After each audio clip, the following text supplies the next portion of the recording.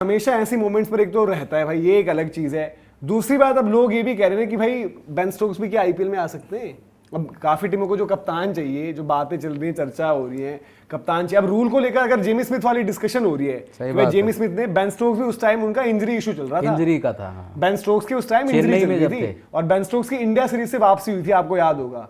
Ben Stokes की तब injury चल रही थी, तो क्या बेन स्टोक्स होंगे नहीं होंगे, क्योंकि रूल्स बड़े कंफ्यूजिंग है भाई, तो समझ में नहीं आ रहा है। बट बेन स्टोक्स भी एक मैजिकल, ठीक है, टेस्ट में तो उनकी बॉलिंग एक अलग चीज है, वो बॉलिंग की यूटिलिटी उतनी ज्यादा उनकी वहां पर नहीं है। बट मैं हमेशा से एक बिलीवर रहा हूं कि मुझे ये लगता रहा है कि भाई कि बेन स्टोक्स हमेशा जब भी टी20 में अगर कुछ करें तो टॉप ऑफ द ऑर्डर करेंगे। वो उन्होंने जो वर्ल्ड कप जितवाया इंग्लैंड को, बीच में बैटिंग करी थी, फिनिश किया था, एक थोड़ा सा मैच लो स्कोरिंग टाइप का था। बट अगर धीरज भाई बेन स्टोक्स हो आईपीएल ऑक्शन में, आपको क्या लगता है ये एक है कैंडिडेट आज भी है? मैंने पहले भी कहा था और मैं अभी भी सोचता हूँ कि बेन स्टोक्स ना जब वो ऐसे जीत जाए तो आ सकता है। बट प्रॉब्लम ये है जिस दौरान एसेस चल रही होगी उस दौरान ऑक्शन चल रहा होगा, ठीक है। अब ये एसेस खत्म होगी शायद 8 जनवरी कुछ पे जाके खत्म हो रही होगी, ठीक है, वो मतलब टाइम का है।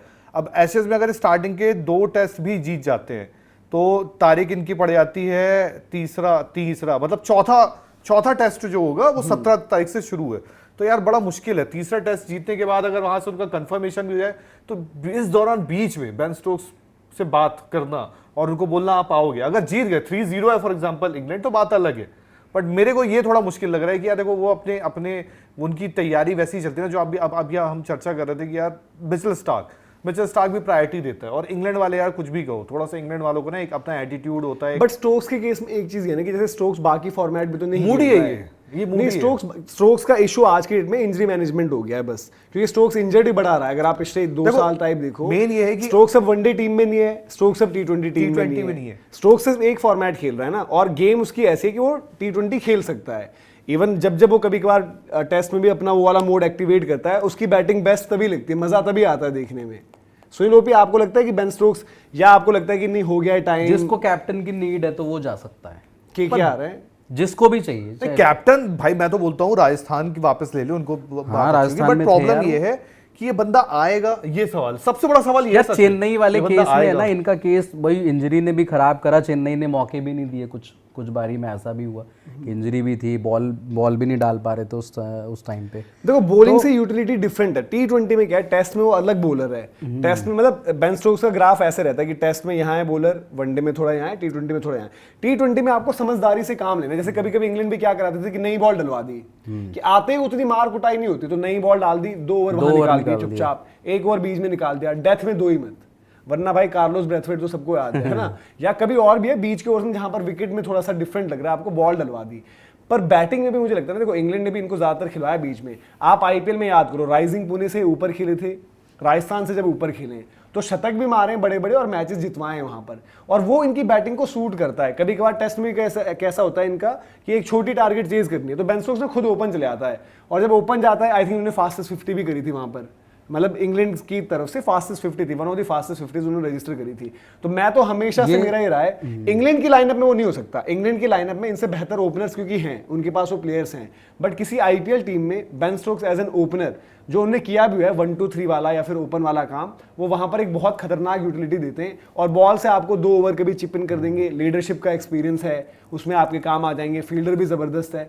इवन आपको याद होगा चेन्नई वाली भी इनको फील्डिंग करते हुई थी इंजरी फील्डिंग जब कैच करते हुए हुई थी, तो वो बेचारे उसका एक कमिटमेंट इतना रहता है उस सब चीज में, वो हो जाता है उसका। और मतलब दूसरी बात यह है ना कि उसका है कि पैशनेट, 100 खेली थी हाल में 100 में इस टाइम पर वो एज मेंटोर टाइप जुड़े हुए थे कुछ, क्योंकि इंजर्ड हो गया था ना वहां पर, जो टेस्ट सीरीज हुई इनकी इंडिया वाली, उसमें इंजरी हो गई थी। उससे पहले खेला था, वहां पर भी इंजरी हो गई थी।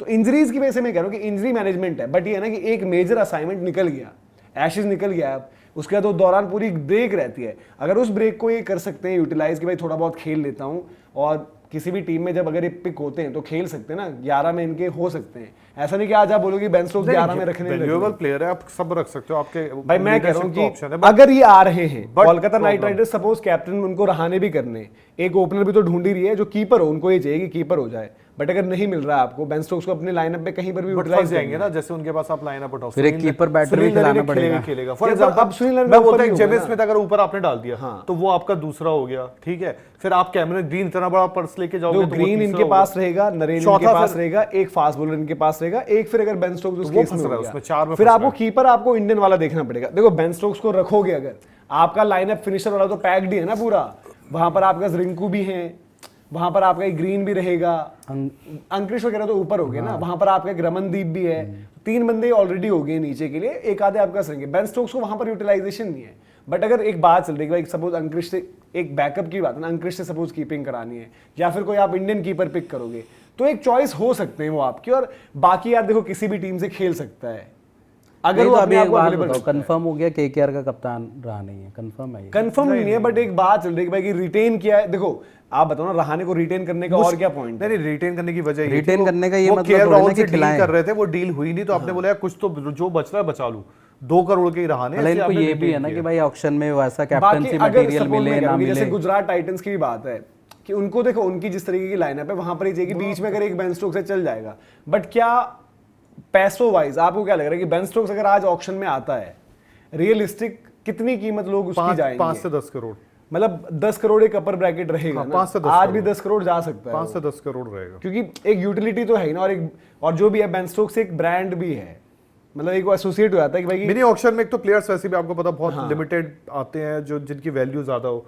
और बेन स्टोक्स में यार आप 5 से 10 करोड़ तो जाओगे, और कौन मतलब आई थिंक जीटी और वो तो हम देखो हम वाली बात कर रहे हैं कि मतलब क्योंकि हमने टी20 में उसको एज अ फिनिशर टाइप वो एक्सप्लोसिवनेस के साथ नहीं देखा है, बट देन उसके पास वो बैटिंग है वो वाली भी, अगर उसी तरीके से काम करे जैसे आजकल नेट्स में रहता है, छक्के छक्के मार रहा है वो है, तो किसी टीम के लिए फिनिशर टाइप का काम भी कर सकता है। बट वो मेरा हमेशा से रही है। एक चेन्नई दोबारा ले ले दो, नहीं चेन्नई में जाएगा। चेन्नई को श्योर शॉट बंदा वो चाहिए ना यार, जहां पर प्रेशर वहां पर थोड़ा सा उनको देखो सारे तुक्के ही हैं वैसे, चाहे वो लिविंगस्टन है, चाहे वो आपके मैक्सवेल हैं, चाहे वो आपके इवन रसल हैं।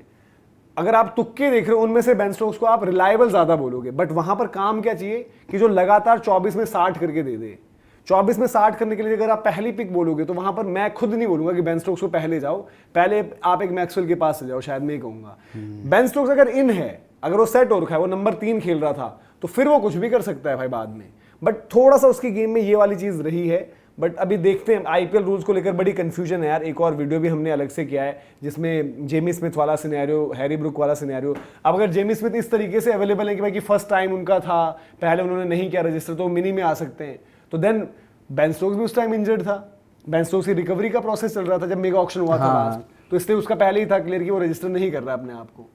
तो अगर आप वो रजिस्टर करते हैं तो वो पहली बात है यार कि कॉम्प्लिकेशन बहुत ज़्यादा हैं, किस तरीके से चीज़ें होती हैं, क्या कुछ रहते हैं, बट एक कैरेक्टर है। मतलब यार इंग्लैंड की तरफ से अगर आप खेलना चाहोगे कि यार कि देखते हुए कि ये खेलें, एक हैरी ब्रुक रहेगा उसमें, एक बेन स्टोक्स रहेगा प्रायोरिटीज में, एक जोफ्रा आर्चर रहेगा बॉलिंग वाइज, जो उनकी बॉलिंग में चीज़ बट है। बैटिंग में फर्क आ चुका है यार। मतलब मैं ठीक है, बेन स्टोक्स को मेरे को याद है उन्होंने वानखेड़े में आके वो चेज भी किया था, मैच भी जिताया था ऊपर में, बट वो आई थिंक वो 2020 के पहले की बात है, वो बात बहुत पुरानी है। और अब ना बैटिंग में जैसे हैरी ब्रुक है, जेमी स्मिथ है, बैटिंग बदल गई है।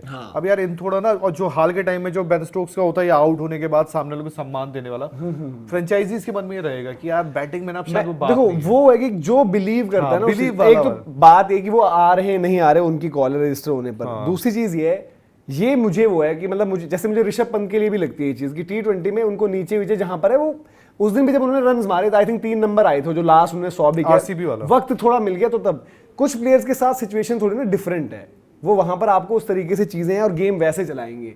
तो आप लोग बताइए कि बेन स्टोक्स में अगर आप अलग अलग टीम के जो फैंस हैं वो किस तरीके से इंटरेस्टेड हो, जैसे मतलब कि चेन्नई क्या एक ऑप्शन की तरह सोचे उनको भी कि भाई ये भी एक बंदा है, केकेआर क्या लीडरशिप भी देख सकती है बेन स्टोक्स के साथ, क्या बाकी कोई टीम जो फिनिशर तलाश है, या गुजरात टाइटन जैसी टीम है कि सपोज अगर बजट में पड़ जाए, मान लो आ रखे और नहीं जा रहा लोग ऑक्शन में बाकी इनके पीछे, आपने उठा लिए, तो क्या आपको लगते हैं विकल्प? कमेंट सेक्शन में जरूर बताएं कि बेन स्टोक्स के बारे में आप क्या सोचते हैं।